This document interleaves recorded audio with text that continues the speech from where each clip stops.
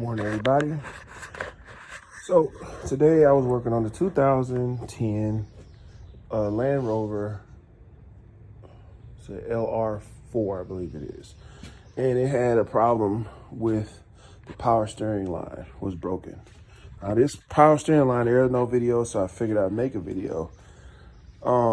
This line is two lines, and it sits in the back of the it sits in the rear of the motor.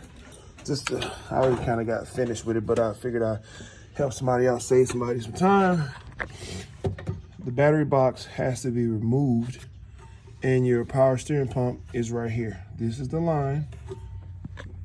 This is the new line right here that I'm just finishing up right now. All right, so that's the, focus in on here. That's the line right there. That's the line right there. And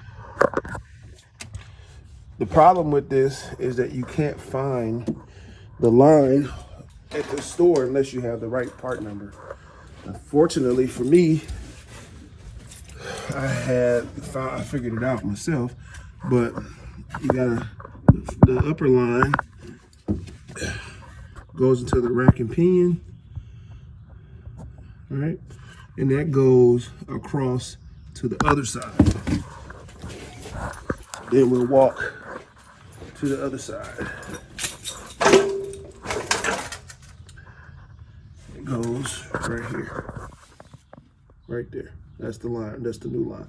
And this is what I mean when I say it's two different lines at two different prices. One line I got off of Amazon, and the other one I had to find at Advanced Auto Parts. But unfortunately, you can't look it up in Advanced Auto Parts website.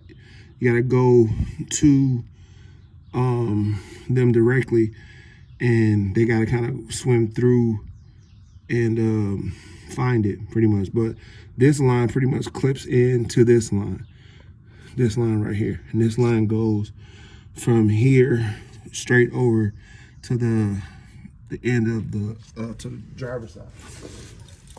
This line right here goes up behind the motor into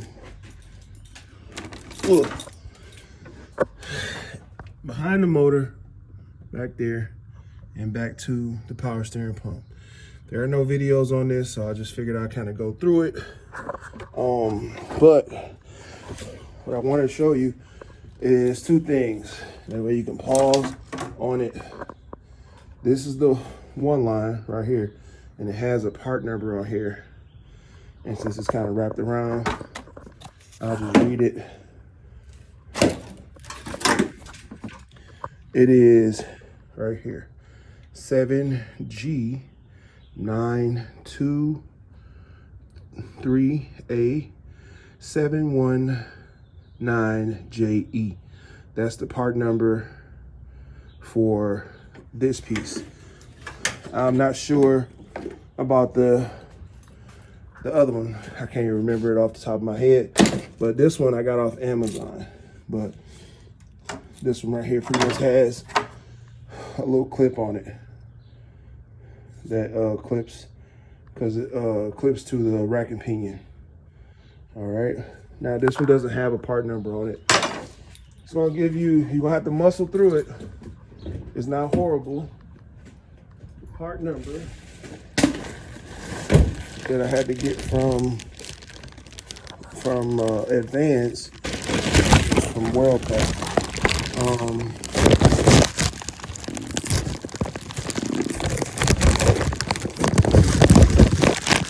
It's a Land Rover part. All right, that's the part number, or the serial number, part number, whatever. But that's it. I didn't want to leave y'all hanging. But that's the upper line up here.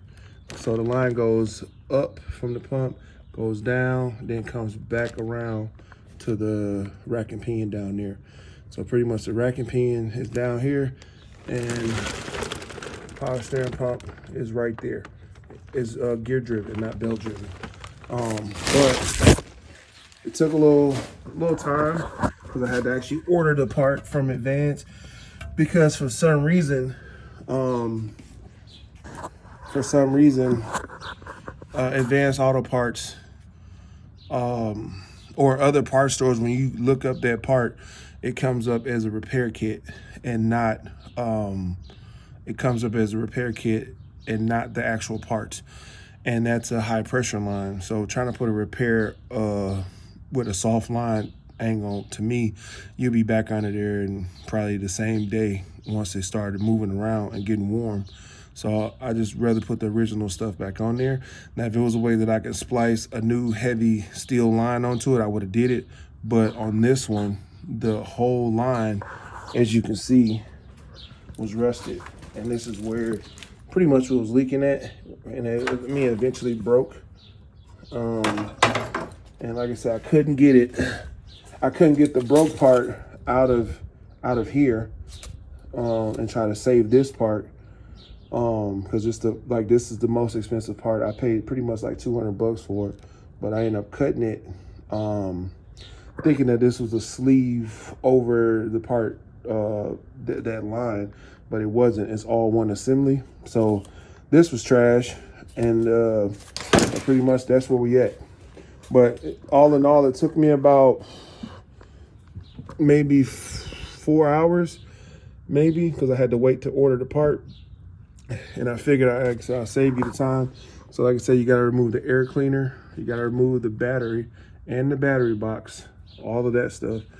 And once you do that, your pump is right there. It's open season.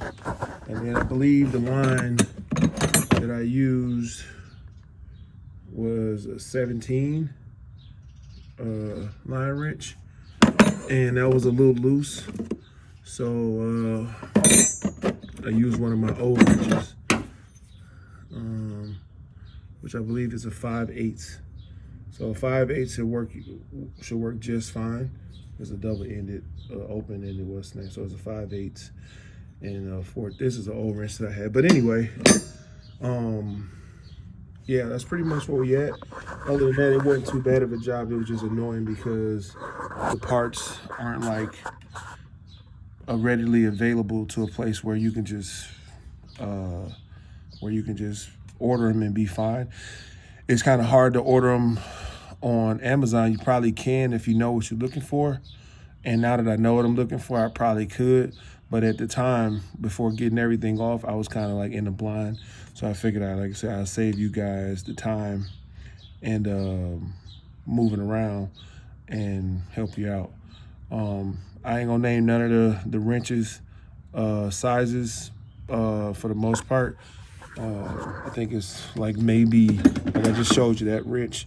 And then for the battery box, I think it's like a 5/16 or something like that.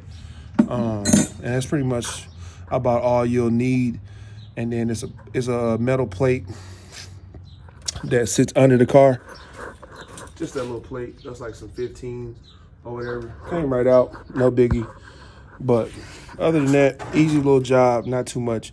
You gotta have a little bit of patience surfing for the parts. And like I said, if you do have that leak problem or that problem, that's pretty much where you go, because this car got a few different parts for the power steering. So I want to talk your ear off. Just thought I'd give you a heads up on what you're in for. And hey, y'all be cool, and I'll hit you with another one soon. Peace.